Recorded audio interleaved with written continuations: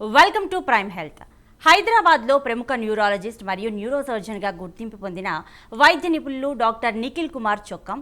ఆయన MBBS, MS మరియు MCh డిగ్రీలను పొంది సుమారు 12 సంవత్సరాల అనుభవంతో మెదడు మరియు వెన్నుముక సంబంధిత వ్యాధుల చికిత్సలో నైపుణ్యం సాధించారు. ఇక doctor Nikhil Kumar Gautam neuro care and multi speciality hospital Kompally మరియు కుకట్పల్లిలో కన్సల్టెంట్ న్యూరోసర్జన్గా మరియు కోంపల్లి బ్రాంచ్ డైరెక్టర్గా పనిచేస్తున్నారు. సో బ్రెయిన్కి సంబంధించిన ఎటువంటి సమస్యలు ఉన్నా, సో మీకు ఎటువంటి డౌట్స్ ఉన్నా కూడా స్క్రీన్ మీద కనిపిస్తున్న నెంబర్స్కి మీరు డైరెక్ట్గా కాల్ చేసి డాక్టర్తో మాట్లాడవచ్చు. సో బ్రెయిన్కి సంబంధించిన మరెన్నో అంశాల గురించి, ఎన్నో సమస్యల గురించి మనతో మాట్లాడడానికి డాక్టర్ మనకి లైవ్లో సిద్ధంగా ఉన్నారు. Hello doctor. Hello viewers, thank you prime 9 news channel మాకు చక్కటి అవకాశాన్ని ఇచ్చినందుకు. సో ముందుగా విండో పీరియడ్ అంటే ఏంటి, దీనికి తీసుకోవాల్సిన జాగ్రత్తలు ఏంటి? అంటే విండో పీరియడ్ మనం బేసికల్లీ ఈ పెరాలసిస్ అంటాం కానీ స్ట్రోక్ దాంట్లో ఎక్కువ యూజ్ చేస్తాము. అంటే ఈ విండో పీరియడ్ అని అంటే మనకు పక్షవాతం వచ్చిన 4 గంటల లోపు ఒకటి రక్తం కరిగించే ఒకటి ఇంజెక్షన్ అనేది ఉంటుందండి. ఈ 4 అవర్స్ లోపు ఈ పక్షవాతం వచ్చిన వాళ్ళు ఆ ఇంజెక్షన్ కానీ ఎక్కిస్తే ఈ రక్తం కరిగే అవకాశం ఉంటుంది, ఆ క్లాట్స్ అనేది కరిగే అవకాశం ఉంటుంది, పక్షవాతాన్ని రివర్స్ చేసే అవకాశం ఉంటుంది. అందుకే ఈ 4 అవర్స్ అనేది చాలా క్రిటికల్. కానీ ఇప్పుడు చూస్తున్నాం కానీ దీని మీద అంతా జనాలకు అవేర్నెస్ లేక ఆ 4 అవర్స్ ఇంపార్టెంట్ అవర్స్ అనేది మిస్ అవుతున్నారు. అంటే 4 అవర్స్ దాటిన తర్వాత హాస్పిటల్కి వస్తుంటారు. ఓకే. సో ఇంకొక విషయం చూసుకుంటే మామూలుగా మేజర్ యాక్సిడెంట్స్ జరిగినప్పుడు బ్లడ్ క్లాట్స్ అని రక్తం గడ్డకట్టింది అని చెప్పి అంటూ ఉంటారు. సో దానికి ఎలాంటి ట్రీట్మెంట్ ఇస్తారు? సో ఈ బ్లడ్ క్లాట్స్ అనేది యాక్సిడెంట్స్లో ఎక్కువ చూస్తున్నాం. ఒక కారణం అంటే మనకు మెదడులో బ్లడ్ క్లాట్స్ అవ్వడానికి చాలా కారణాలు ఉంటాయి, కానీ ఎక్కువ మోస్ట్ కామన్గా మనం చూసేది అంటే రోడ్ ట్రాఫిక్ యాక్సిడెంట్స్లో ఈ తలలో బ్లీడింగ్ అనేటివి అవుతూ ఉంటాయి. సో ఈ బ్లీడింగ్ అయినప్పుడు అంటే మనకు కొద్దిగానే బ్లీడింగ్ అయిందా, చాలా ఎక్కువ బ్లీడింగ్ అయిందా, దాన్ని బట్టి ట్రీట్మెంట్ అనేది బేస్డ్ అయి ఉంటుంది. చిన్న బ్లడ్ క్లాట్స్, పేషెంట్ కాన్షియస్గానే ఉన్నారు అంటే మాట్లాడుతున్నారు, స్పృహలోనే ఉన్నారు అనుకోండి, చిన్న మెడిసిన్స్తోని అబ్జర్వేషన్ పెట్టి చూసుకుంటే సరిపోతుంది. ఒకవేళ లోపల ఉన్న మెదడులో ఉన్న బ్లడ్ క్లాట్ అనేది చాలా ఎక్కువ సైజు ఉన్నప్పుడు ఆ క్లాట్ అనేది ఏం చేస్తుందంటే మన బ్రెయిన్ని కంప్రెస్ చేస్తుంటే అంటే ఒత్తుతూ ఉంటుంది. సో దానివల్ల మనిషి స్పృహ అనేది తగ్గుతూ ఉంటుంది, తీవ్రమైన హెడేక్ రావడం కానీ వామిటింగ్స్ రావడం కానీ ఉంటాయి. సో ఇది మనకు ఎలా తెలుస్తుంది అని అంటే యూజువల్లీ బేసికల్గా మేము సిటీ స్కాన్ అనేది ఒకటి బేసిక్ ఇన్వెస్టిగేషన్ స్కాన్ అంటారు, సిటీ స్కాన్. ఆ సిటీ స్కాన్ చేసి బ్రెయిన్కి సిటీ స్కాన్ చేసి చూస్తాం. అందులో మాకు క్లాట్ సైజ్ అనేది తెలుస్తుంది, బ్రెయిన్ ఎంతగానో ప్రెస్ చేస్తుందో తెలుస్తుంది. సో దాన్ని బట్టి మేము ట్రీట్మెంట్ డెసిషన్ తీసుకుంటాం. అంటే పేషెంట్కి మందులతో సరిపోతుందా లేదా సర్జరీ వరకు వెళ్తుందా అని. So basically based on the bleeding size, patient condition బట్టి డిసైడ్ చేస్తాం మెడికల్ మేనేజ్మెంట్ సర్జరీ వరకు వెళ్తామా అనేది. ఓకే. మామూలుగానే బ్రెయిన్ సర్జరీస్ అంటే చాలా క్రిటికల్ ప్రొసీజర్ ఉంటుంది అని చాలామంది భయపడుతుంటారు. అసలు ఎందుకు అంత క్రిటికల్? సో యూజువల్లీ ఈ యాక్సిడెంట్స్ పరంగా చూసుకుంటే సో మేము సర్జరీ తీసుకునే టైంకి పేషెంట్ కండిషన్ అనేది స్పృహ అనేది కొద్దిగా తగ్గుతుంది. అంటే పేషెంట్ ఆల్రెడీ కొద్దిగా సీరియస్గా క్రిటికల్గా ఉంటుంది. ఇప్పుడు మనం వేరే సర్జరీస్ అనుకోండి, ఒకటి బోన్ సర్జరీస్ కానీ ఏదైనా అబ్డామిన్ ఇంటెస్టైన్ సర్జరీ, అదర్ సర్జరీస్లో పేషెంట్ అనేది కాన్షియస్ స్పృహలోనే ఉంటుంది, నార్మల్ వాకింగ్గా వస్తారు, సర్జరీ చేస్తాం. కానీ ఈ న్యూరో సర్జరీలో ఎస్పెషల్లీ ఇలాంటి యాక్సిడెంట్ కేసులలో పేషెంట్ ఉండడమే సీరియస్గా ఉంటాడు, క్రిటికల్. సో ఈ క్రిటికల్ ఉన్న పేషెంట్స్లో మనం సర్జరీ అనేది just basic first life saving procedure.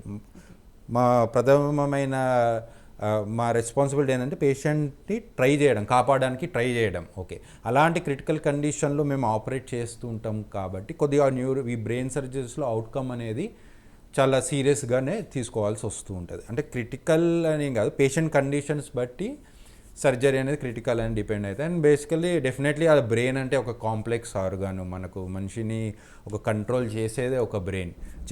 చాలా కొన్ని లక్షల బిలియన్స్ ఆఫ్ న్యూరాన్స్ ఉంటాయి, చిన్న న్యూరాన్స్.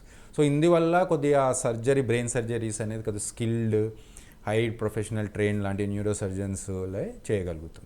ఓకే. ఇంకా మామూలుగా చిన్నపిల్లల విషయానికి తీసుకుంటే, సో చిన్నపిల్లలు కింద పడ్డప్పుడు వాళ్ళకి ఇమీడియట్గా వామిటింగ్స్ కానీ తలనొప్పి ఇలాంటివి వచ్చినప్పుడు ఏం చేయాలి? ఓకే, చిన్నపిల్లలు చూస్తూ ఉంటాము చాలామంది ఆడుకునేటప్పుడు కానీ ఒక ఫస్ట్ ఫ్లోర్ నుండి పడడం, కొన్ని స్టెప్స్ హైట్ నుండి పడడం, చాలా ఇలాంటి వస్తూ ఉంటారు వాళ్ళ పేరెంట్స్ తీసుకొని. సో బేసికల్లీ మనకు తలకి ఏమైనా దెబ్బ తగిలినప్పుడు తీవ్రమైన హెడేక్ రావడం కానీ, వామిటింగ్స్ రావడం కానీ, ఒక్కొక్కసారి ఫిట్స్ కూడా రావచ్చు. తలలో బ్లీడింగ్ స్టార్ట్ అయిందంటే అది ఫిట్స్ రూపంలో కూడా రావచ్చు. కొద్దిగా స్పృహ అనేది తగ్గుతుంటుంది. స్పృహ తగ్గడము అనేదంటే మనం ఇట్లా నార్మల్గా మనం మాట్లాడినట్టు మాట్లాడారు, కొద్దిగా ఏమన్నా క్వశ్చన్ అడిగితే స్లోగా రెస్పాండ్ అవ్వడం కానీ, డిసోరియంటెడ్ టాక్ అంటే ఒక ప్రశ్న అడిగితే దానికి ఇంకోలాగా సమాధానం ఇవ్వడం లాంటివి. అంటే మనిషిని చూడంగానే అర్థమవుతుంది స్పృహ అనేది తగ్గుతుంది, ఆ బాబుకు తగ్గుతుందని. ఇలాంటి డౌట్స్ వచ్చినప్పుడు వెంటనే హాస్పిటల్ తీసుకురావాలి, చెకప్స్ చేసుకోవాలి. ఒక సిటీ స్కాన్, నేను ఇందాక చెప్పినట్టు సిటీ స్కాన్ అనేది చేయాలి. చేసి దాన్ని బట్టి డిసిషన్ అనేది తీసుకోవాల్సి వస్తుంది ట్రీట్మెంట్ గురించి. సో డాక్టర్, ఇప్పుడు బ్రెయిన్లో రక్తనాళాలు చిట్లిపోతాయి అని అంటారు కదా, సో అలాంటప్పుడు ఎలాంటి సమస్యలు తలెత్తుతాయి? ఓకే, అంటే మనకి యాక్సిడెంట్స్లో కారణం, బ్రెయిన్లో బ్లీడింగ్కి కారణం ఈ రక్తనాళాల వల్ల. ఎక్కడైనా బ్లీడింగ్ అనేది బ్లడ్ వెజల్స్, రక్తనాళాల నుండే రావాలి. అలానే ఈ పెరాలసిస్ అని అనుకున్నాం కదా, స్ట్రోక్లో కూడా ఒక టైప్ ఆఫ్ స్ట్రోక్ వచ్చేసి హిమరేజిక్ స్ట్రోక్ అంటాం. అందులో ఏమైతుందంటే యూజువల్ ఈ బ్లడ్ ప్రెషర్, బీపీ చాలా ఎక్కువ అయినప్పుడు రక్తనాళాలు అనేది చిట్లి బ్లడ్ క్లాట్ అనేది బ్రెయిన్లో ఫామ్ అవుతూ ఉంటాయి. సో ఇదొక కారణం. ఓకే, సో ఇప్పుడు బ్రెయిన్లో బ్లీడింగ్ అనేది మందులతో కంట్రోల్ అవుతుందా, లేదు అని అంటే సర్జరీ కంపల్సరీయా? అదే ఇందాక చెప్పినట్టు, అంటే ప్రతి బ్రెయిన్లో బ్లీడింగ్కి సర్జరీ అనే అవసరం లేదు. అది చెప్పాను కదా, సైజ్ ఆఫ్ ద బ్లీడ్ మనిషి స్పృహను బట్టి, దాన్ని బట్టి డెసిషన్ అనేది ఉంటుంది. మెడికల్ ఓన్లీ మెడిసిన్స్తో సరిపోతుందా, సర్జరీ వరకు వెళ్తుందా అనేది. అంటే ప్రతి దానికి సర్జరీ అవసరం ఏమి ఉండదు. కండిషన్ బట్టి అసెస్ చేసి అవసరం ఉంటేనే సర్జరీ చేయాలి. అంటే సర్జరీ కూడా చేసిందంటే మేము ఆ బ్రెయిన్ మీద ప్రెషర్ చేస్తున్న బ్లడ్ క్లాట్ అనేది తీస్తాము. అప్పుడు బ్రెయిన్ మీద ప్రెషర్ అనేది తగ్గుతుంటుంది. సో పేషెంట్ ఇంప్రూవ్ అవ్వడానికి ఛాన్స్ ఉంటుంది. అట్లా చిన్న చిన్న బ్లీడింగ్స్ అనుకోండి, క్లాట్స్, అవి అంతా బ్రెయిన్ మీద కంప్రెస్ చేయదు. సో అలాంటి వాటికి సర్జరీస్ అవసరం లేదు. సో ఇప్పుడు ఈ ప్రొసీజర్ అంతా కూడా చాలా కేర్ఫుల్గా చేయాల్సి ఉంటుందేమో కదా, సో అంత చిన్న చిన్న నాళాలు వాటికి సర్జరీ చేసేటప్పుడు ఎలాంటి జాగ్రత్తలు తీసుకుంటారు? సో అంటే సర్జరీస్, ఈ బ్రెయిన్స్ అనేది మీరంటే చాలా క్రిటికలే. అంటే జాగ్రత్త అంటే చేసే హ్యాండ్స్, మేము చేసే మూమెంట్స్ కానీ చాలా స్లోగా, మైన్యూట్గా. ఈవెన్ మాకు ఈ జూమ్ చేయడానికి చిన్న మైక్రోస్కోప్స్ కూడా ఉంటాయి. లూప్స్ అని పెట్టుకుంటాం స్వెట్స్లోనే, ఈ మ్యాగ్నిఫికేషన్ చేసే లూప్స్ ఉంటాయి, మైక్రోస్కోప్స్ ఉంటాయి. అలా బ్రెయిన్ అనేది ఇట్లా మ్యాగ్నిఫైయింగ్ చేస్తారు. సో మాకు విజిబిలిటీ అనేది చాలా క్లియర్గా పెద్దగా కనిపిస్తుంటాయి. సో ఇలాంటి కొన్ని జాగ్రత్తలు తీసుకొని చేస్తూ ఉంటాం. అండ్ ఆల్సో బిఫోర్ సర్జరీ మేము స్కాన్స్ అన్ని చాలా చక్కగా రీడ్ చేసి, స్టడీ చేసి, ఈ పేషెంట్కి ఇలా చేస్తే సర్జరీ బాగుంటుంది, ఈ అప్రోచ్ అనేది బాగుంటుంది అని ముందుగానే ఒకసారి అసెస్ చేసుకొని సర్జరీ వరకు వెళ్తాం. ఓకే, సో ఇప్పుడు మేజర్గా కొన్ని రోడ్ యాక్సిడెంట్ ఆ ఇన్సిడెంట్స్లో అసలు ఎటువంటి దెబ్బ కనిపించదు, ఎటువంటి దెబ్బ లేకపోయినా కూడా సో మనిషి చనిపోవడం అనేది జరుగుతుంది. దానికి ప్రధాన కారణం ఏమై ఉంటుంది? ఎలాంటి అంటే యూజువల్లీ మేము చూస్తుంటాం చాలా పేషెంట్స్కి, మీరు అన్నట్టే బాడీలో ఎక్కడ కూడా ఒక చిన్న స్క్రాచ్ కూడా ఉండదు, కానీ పేషెంట్ చనిపోతారు. అంటే కారణాలు అంటే ఓకే, చెస్ట్, అబ్డామిన్లో, కడుపులో ఏమైనా ఇంజురీస్ అయ్యి ఉండొచ్చు. మన న్యూరోసర్జికల్ బ్రెయిన్ రిలేటెడ్గా తీసుకుంటే బయటకు ఒక్క స్క్రాచ్ కూడా ఉండదు, ఏమున్నా, కానీ లోపల ఆ బ్లీడింగ్ అనేది అవుతూ ఉంటుంది. ఆ బ్లీడింగ్ వల్లది ఈ సమస్యలు అనేది కారణం. అంటే మనకు యూజువల్లీ స్కల్ మెదడు అనేది ఒక క్లోజ్ క్యావిటీ. అందులో ఉండవలసిన వాటికి సరిపడంతనే ఉండాలి. అయితే బ్రెయిన్ ఉండవలసింది, కొద్దిగా బ్లడ్ కానీ, ఇంకో సిఎస్ఎఫ్ అంటారు, సెరిబ్రోస్పైనల్ ఫ్లూయిడ్, ఏ మోతాదులో ఉండాలో ఆ మోతాదులో.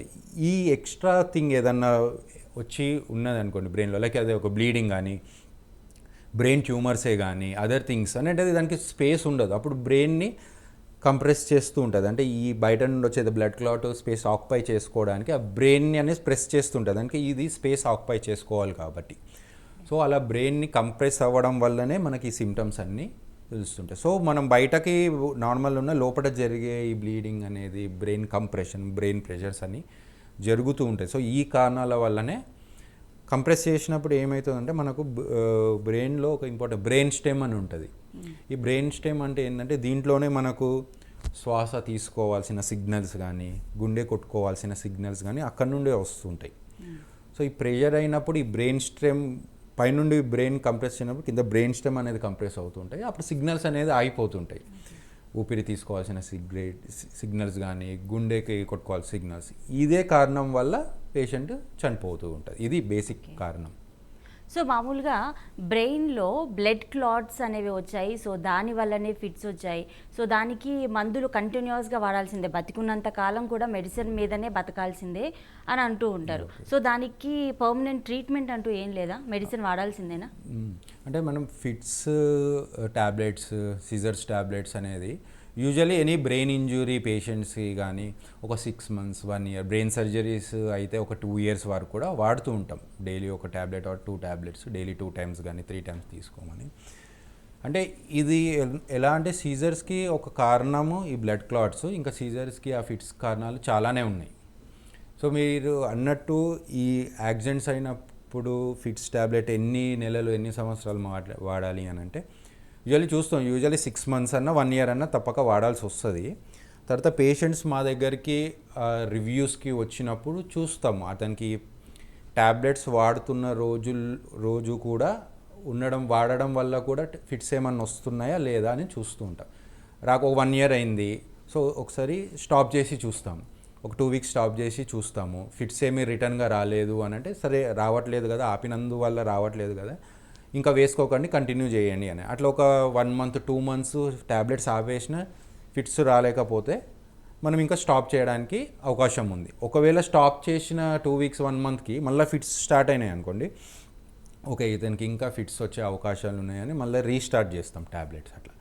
సో ఇమ్మీడియట్గా స్టాప్ చేయకుండా డోస్ని తగ్గించుకొని ట్యాపరింగ్ ఆఫ్ ద డోస్ అంటాం, అలా స్లోగా కొద్దిగా స్టాప్ చేసుకుంటూ ఉండి 1 day వీ కెన్ స్టాప్. అట్లా పర్మనెంట్ లైఫ్ లాంగ్ చాలా రేర్ కండిషన్స్లోనే లైఫ్ లాంగ్ వాడాల్సి వస్తుంది. మ్యాక్సిమం ఒక 1-2 years ఇస్ మ్యాక్సిమం టైం చేసి స్టాప్ చేయొచ్చు.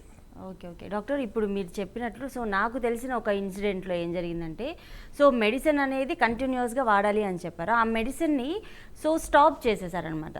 సో 1 week అలా స్టాప్ చేసిన తర్వాత ఆ పేషెంట్ చనిపోయారు.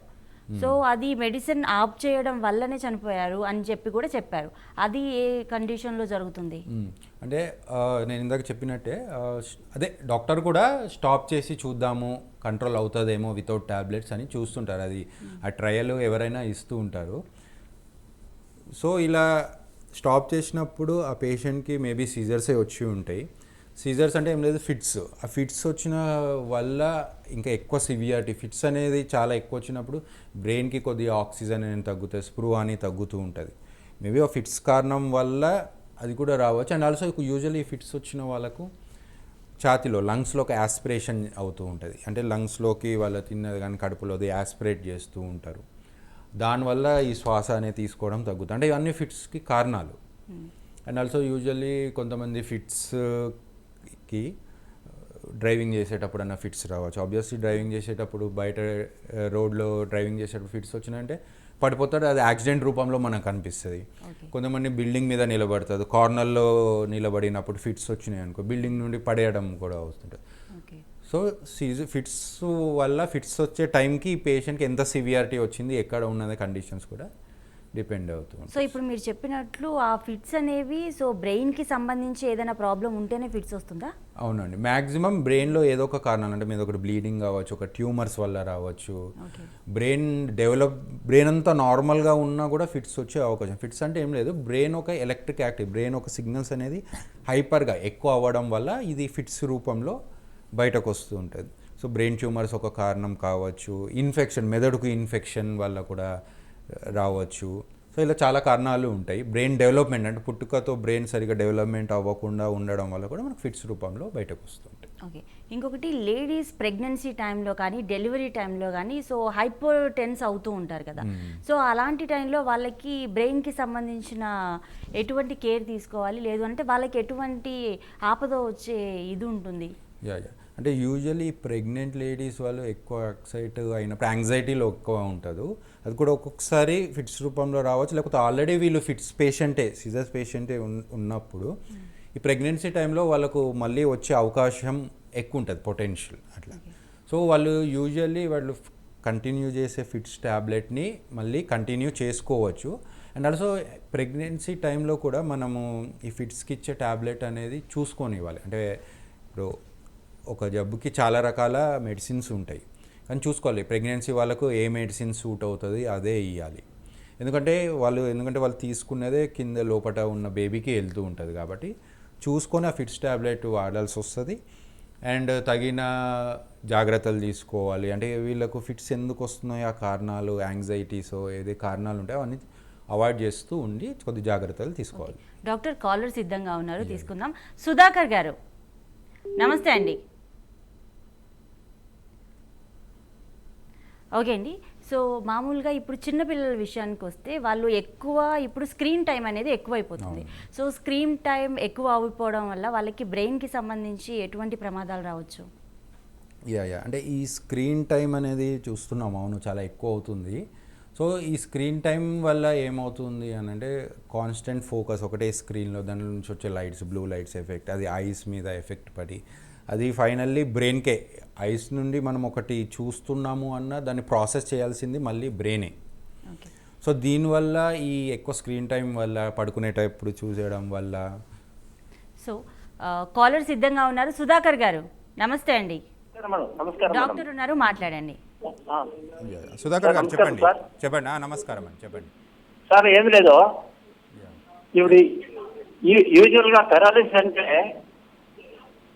హలో చెప్పండి, వినపడుతుంది.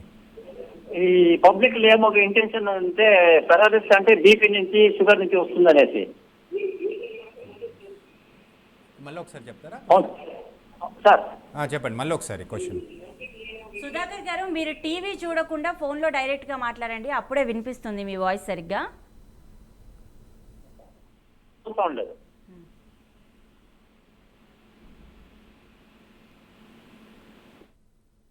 సరే, ఓకే అండి. సుధాకర్ గారు, మీరు టీవీ చూడడం వల్ల ఫోన్ కట్ అయింది. సో ఓకే, మనం చిన్నపిల్లలనే కాదు, ఇప్పుడు ఎక్కువ మంది కూడా ఎక్కువసేపు ఫోన్ చూస్తూనే ఉన్నారు. సో వైల్ స్లీపింగ్ వాళ్ళు నిద్రపోవాలి అని అంటే ఫోన్ చూస్తూ చూస్తూ పడుకోవాలి అని అనుకుంటారు. అసలు అది కరెక్టేనా? చూస్తూ పడుకోవద్దు. యాక్చువల్లీ మనకేమవుతుందంటే ఈ స్క్రీన్ టైం వల్ల, బ్లూ లైట్స్, లైటింగ్ వల్ల బ్రెయిన్కి ఇంకా అంటే ఆ రెస్ట్ అనేది దొరకదు. సో బ్రెయిన్ కూడా ఎలా అర్థం చేసుకుంటుంది అంటే లైట్స్ అన్ని డిమ్ ఉన్నప్పుడు okay it is a sleeping time అని చెప్పి బ్రెయిన్ కూడా అర్థం చేసుకుంటుంది. మనం ఎప్పుడైతే ఈ స్క్రీన్ టైం ఏదైనా లైట్స్లోనే ఉన్నప్పుడు ఓకే మనది ఇది రెస్టింగ్ టైం కాదు అనుకోని ఇంకా బ్రెయిన్ ఇంకా యాక్టివిటీలోనే ఉంటుంది. సో దానివల్ల మనం ఒకసారి అబ్జర్వ్ చేసుకోండి, చాలామంది కూడా స్క్రీన్, మొబైల్ చూస్తూ పడుకునే వాళ్ళకి అంత త్వరగా నిద్ర రాదు. రకరకాల ఆలోచనలు, చూసినవే మైండ్లో తిరగడం, రకరకాల ఆలోచనలు వల్ల వస్తాయి. సో దీనివల్ల ఈ చిన్నపిల్లల్లో ఎక్కువడం వల్ల ఏమవుతుందంటే వీళ్ళ గ్రోత్ అనేది మనకు యూజువల్లీ కొన్ని ఇయర్స్, ప్రైమ్ ఇయర్స్ అన్నీ ఉంటాయి, స్టార్టింగ్ ఒక 5-6 ఇయర్స్ వరకే పిల్లలు కూడా చాలా నేర్చుకుంటుంది. బ్రెయిన్ అనేది చాలా రివైండ్ అవుతుంది, కొత్త న్యూరల్ కనెక్షన్స్ అనేవి అవుతుంటాయి, ఒక అలవాటు నేర్చుకోవడం లాంటివి చాలా ఉంటాయి. మనం అందుకే ఈ స్టార్టింగ్ ఇయర్స్లోనే మనం పిల్లలకి ఏది నేర్పిస్తూనే అదే పెద్ద అయిన తర్వాత కూడా ఫాలో అవుతూ ఉంటారు. సో ఈ స్క్రీన్ టైం వల్ల చూడడం వల్ల వాళ్ళు కాన్స్టెంట్ ఒకటే ప్లేస్లో కూర్చోవడం, ఫిజికల్ యాక్టివిటీ కూడా తగ్గిపోవడం, ఒకే ప్లేస్లో ఉండడం వల్ల వీళ్ళు ఒబేసిటీ రావడం, లావు అయిపోవడము, ఈ కొద్దిగా అనలైటికల్ థింకింగ్ అనేది తక్కువైపోవడం. మనకు ఎలా అయితే ఒక మజిల్కి ఎక్సర్సైజ్ చేస్తామో బ్రెయిన్కి కూడా కాన్స్టెంట్గా కొత్త పజిల్స్ అనేది ఇవ్వాలి. బ్రెయిన్కి ఎక్సర్సైజ్ ఏంటంటే కొత్త పజిల్స్, బుక్స్ చదవడం లాంటివి, అనలైటికల్ థింకింగ్ లాంటివి. ఇప్పుడు అంటే ఈవెన్ క్యాలిక్యులేషన్, చిన్న క్యాలిక్యులేషన్స్ కూడా మనం క్యాలిక్యులేటర్ యూస్ చేయడము, అంటే బ్రెయిన్ని మీరు దేనికి కూడా వర్క్ చేయడానికి యూస్ చేయట్లేదు అట్లా. సో ఈ కారణాల వల్ల మెయిన్లీ స్క్రీన్ టైంకి నేను చెప్పాలనుకుంటుంది ఏంటి అని అంటే జస్ట్ కొద్దిసేపటి ఏదో కొద్దిగా నామినల్ టైం వరకు ఈజ్ ఓకే కాదు, ప్రొలాంగ్ స్క్రీన్ టైం అనేది చాలా ఎఫెక్ట్ అవుతుంటుంది. బ్రెయిన్ గ్రోత్, బ్రెయిన్ డెవలప్మెంట్, కెరీర్లో కూడా ఎదగకపోవడం లాంటివి అన్నీ వెనుకబడి ఉంటారు. ఓకే. సో ఇంకొన్ని సిచ్యువేషన్స్లో ఇప్పుడు మనం మొబైల్ చూస్తూనే ఉంటారు. సో మొబైల్ చూస్తూ స్క్రోల్ చేస్తూ ఉన్నా కూడా సడన్గా నిద్ర వచ్చేసి అలా పడుకుండిపోతూ ఉంటారు. కానీ వాళ్ళ చెయ్యి అలానే ఉంటుంది, వాళ్ళ చేతిలో ఫోన్ అలానే ఉంటుంది. సో అలాంటి సిచ్యువేషన్లో బ్రెయిన్ యాక్టివ్గానే ఉంటుందా? అంటే బ్రెయిన్ యాక్టివ్గా అని ప్రతిసారి కాదు, ఇంకా అది వాళ్ళు టైర్డ్ అయిపోయి నిద్రలో జారుకోవడం లాంటివి అంతే. సో ఇంకా బ్రెయిన్ ట్యూమర్, సో దీనికి ట్రీట్మెంట్ అనేది చాలా తక్కువ అని అంటారు. సో ట్రీట్మెంట్ చేసినా కూడా బతికే ఛాన్సెస్ లేవు అని కూడా కొంతమంది అంటారు. అది అపోహనా? సో న్యూరోసర్జరీ ఎల్పిస్ మా బ్రెయిన్ సర్జన్స్లో కొద్దిగా high end surgeries, one of the high end surgeries అంటే ఈ brain tumours.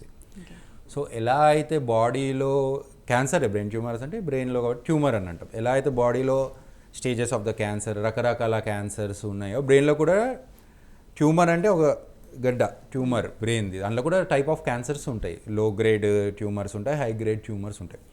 So brain tumour అనగానే కంపల్సరీ చనిపోతారు, ట్రీట్మెంట్ లేదు అని ఏం కాదు. ప్రతి దానికి ట్రీట్మెంట్ ఉంటుంది. బట్ కొన్ని క్యూర్ చేసే బ్రెయిన్ ట్యూమర్స్ ఉంటాయి, కొన్ని నాన్ క్యూరబుల్ అంటే సర్జరీ చేస్తాము, చేసిన తర్వాత కొన్ని మెడికేషన్ కీమోథెరపీ, రేడియోథెరపీ నుంచి కొంతమంది లైఫ్ స్పాన్ కొన్ని జీబీఎం అని ఒకటి హై గ్రేడ్ గ్లయోమా అని ఉంటాయి. వాటికి సర్జరీ చేసినా కూడా వాళ్ళ లైఫ్ స్పాన్ ఒక 2 to 3 years వరకు ఉంటాయి. కానీ మెజారిటీ ఆఫ్ ద కొన్ని మెనింజోమాస్ అని అంటాం, కొన్ని బ్రెయిన్ ట్యూమర్ కంప్లీట్ క్యూరబుల్ ఉంటాయి, చేస్తాం normal life, they can start their career. చాలామంది మేము చేసిన చాలా పేషెంట్స్లో పోలీస్ అయిన వాళ్ళు కూడా ఉన్నారు, మూవీస్లో యాక్ట్ చేస్తున్నారు, సాఫ్ట్వేర్ ఇంజనీర్స్ ఉన్నారు. They can lead a normal life provided correct టైంలో అప్రోచ్ అయ్యి కరెక్ట్ టైంలో సర్జరీని ఆప్ట్ చేసుకోవడం వల్ల క్యూరబులే. ఓకే, ఇప్పుడు మామూలుగా అన్నీ జరిగిపోతూనే ఉన్నాయి, అంతా బాగానే ఉంది అని అనుకుంటారు. బట్ సడన్గా కొలాప్స్ అయిపోతూ ఉంటారు. సో అలాంటి సందర్భాల్లో అసలు బ్రెయిన్కి ప్రాబ్లం ఉంది అని ఎలా తెలుసుకోవచ్చు? సడన్గా కొలాప్స్ అవ్వడము అని అంటే అదే అండి, స్పృహ అంటే కొలాప్స్ అవ్వడం తర్వాత స్పృహలోకి వస్తున్నాడా బ్యాక్, అంటే యూజువల్ ఒక 1 minute 2 minutesలో బ్యాక్ టు నార్మల్ స్టేజ్కి వస్తుందా, లేకపోతే అలానే కంటిన్యూ అవుతుందా చూస్తాం. ఏదైనా మన బ్రెయిన్ అసెస్ చేసుకొని లోపల కళ్ళల్లో ప్యూపిల్స్ అని ఉంటాయి. ఓకే అండి, కాలర్ సిద్ధంగా ఉన్నారు. సో అంజయ్ గారు నమస్తే అండి. నమస్కారం సార్. డాక్టర్ ఉన్నారు, మాట్లాడండి. యా నమస్కారం అండి అంజయ్ గారు, చెప్పండి. నమస్కారం సార్. యా నమస్కారం, సార్ చెప్పండి వినపడుతుంది. నాకు నరం మీద నరం ఎక్కిందంట. ఏంటండి? చెప్పండి. నరం మీద నరం ఎక్కిందంట. ఓకే చెప్పండి. అయితే నాకు నొప్పి వస్తుంది అప్పుడప్పుడు. ఓకే, ఎక్కడండి? నడుములోనండి, మెడలోనా మీకు? మన పొడి కన్ను పైన సార్. ఎక్కడ? నడుమండి? కాదు, పొడి కన్ను పైన. పొడి కన్ను కదా సార్? ఓకే చెప్పండి. పొడి కన్ను పైన. ఓకే, పొడి కన్ను పైన సార్ అప్పుడప్పుడు నాకు ముఖం కడగనీకి రాదు, బ్రష్ చేయనీకి రాదు, గట్టిగా ఎక్కువ మాట్లాడనీకి రాదు. అయితే నేను ట్రీట్మెంట్ సార్ మనం పంజాగుట్టలో తీసుకున్నా సార్ అది. హలో, వినపడుతుంది, చెప్పండి. మన పంజాగుట్టలో తీసుకున్నా సార్ ట్రీట్మెంట్. ఓకే హలో, వినపడుతుంది. సో మీది ఒకటి ఇప్పుడు కుడివైపు నొప్పి అన్నారు కదా, బ్రష్ చేసుకోవడం వల్ల ఏమన్నా కొద్దిగా చల్లగాలి తగిలినా మీకు అంత నొప్పి వస్తుంటుంది, అవునా? కుడివైపు మనం బ్రష్ ఎక్కువ వేసుకున్నా అదే మీది కండిషన్. సో మీ కండిషన్ అనేది మీది కండిషన్ అనేది ట్రైజెమైనల్ న్యూరాలజీ అని అంటారు. అంటే మీకు ఏం లేదు, లోపట ఈ ముఖానికి ఫేస్కి సప్లై చేసే నరాలు అనేది ఉతకపోతున్నది. ఆ ఉతకపోయే కారణం వల్ల లోపట బ్రెయిన్లో మెదడులో దానివల్లనే మీకు ఈ నొప్పి. ఓకేనా? సో ప్రస్తుతానికి మీరు ఏం ట్రీట్మెంట్ తీసుకుంటున్న ట్యాబ్లెట్స్ వాడుతున్నారండి?